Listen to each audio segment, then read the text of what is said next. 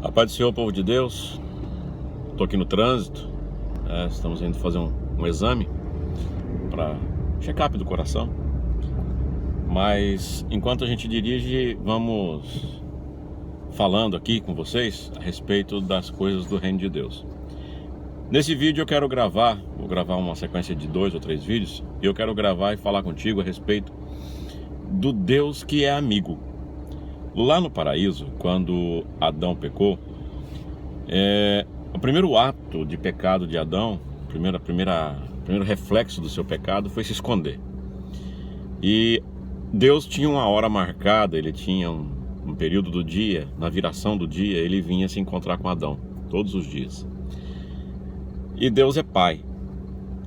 Agora, o que me choca, o que me surpreende, o que me deixa assim muito encantado, é com a ideia de que, como Pai, Deus chega no paraíso e ele não chega gritando com Adão: Adão, o que você fez, meu filho?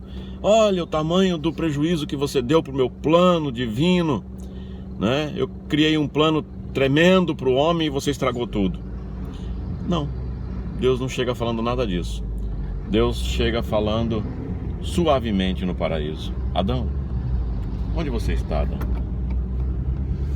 Por que te escondestes?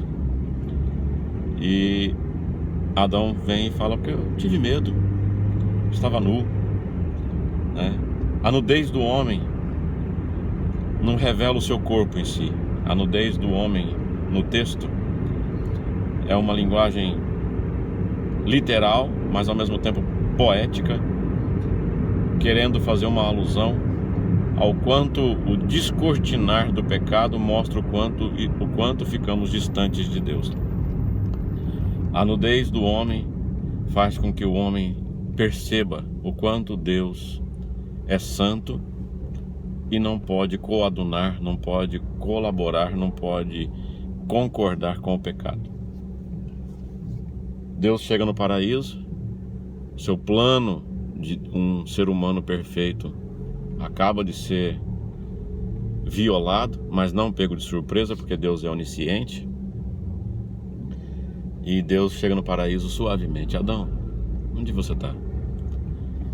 Quando a presença de Deus chega no paraíso, a sensação de santidade é real, o paraíso inteiro sente a santidade de Deus. No entanto, quando Adão peca, ele sente a santidade de Deus de um outro jeito. O paraíso sente a presença de Deus como que uma engrenagem que se encaixa. Chegou o nosso Criador. Adão sente a presença de Deus como quem diz assim: eu estou fora do contexto, porque o pecado aponta que você está fora do contexto. O que eu quero te dizer nessa manhã, estou gravando isso, são 7 horas da manhã. O que eu quero te dizer nessa manhã é que Deus não tem problema nenhum em vir falar com você, mesmo que você esteja em falta. O pecado não separa Deus do homem, mas sim o homem de Deus. É diferente. É o homem quem fica distante de Deus. Ele não consegue ouvir a Deus porque o pecado cega ele. Mas Deus é possível de falar com o homem, ele consegue falar com o homem mesmo assim. Deus tem prazer em marcar encontro com você, ainda que você esteja errado, porque Ele quer te ajudar a tirar você dessa situação.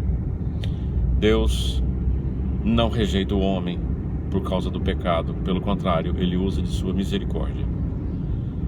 Nós que somos igreja, precisamos facilitar para que o homem esteja cada vez mais ligado a Deus, cada vez mais unido a Deus. O homem precisa entender que o seu pecado não é motivo para ele se manter afastado de Deus. O homem precisa entender que o seu pecado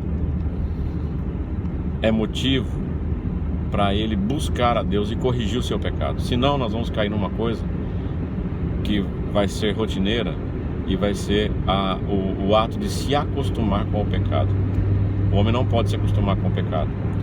O pecado, ele se aloja, ele se acampa dentro do ser humano, e aí o homem que está já acostumado com o pecado, ele não sente a cobrança do Espírito Santo. Ele até sente, mas não reage. Ele não reage. Então deixa eu te falar uma coisa. Se você está se sentindo atrás da moita, escondido, né? É uma expressão engraçada, mas ela é bem cabível aqui para o momento. Responde o chamamento de Deus. Ele está chamando suavemente ao teu ouvido. Onde está você? Responde o chamamento de Deus e deixa Ele trabalhar na sua vida e tirar você dessa situação. Não fica assim por muito tempo, porque estar desligado da santidade de Deus não é nada bom. Amém? Eu quero que você tome uma atitude ainda hoje. Dobre seus joelhos a princípio, fale com Deus, confesse seus pecados, vá à igreja. Se você tem um pastor, fale com ele. Se você não tem pastor, procure o mais próximo da sua casa para te ajudar. Não fique dessa forma, porque o dia de amanhã não pertence ao homem e você não sabe o que vem por aí. Fique na paz do Senhor.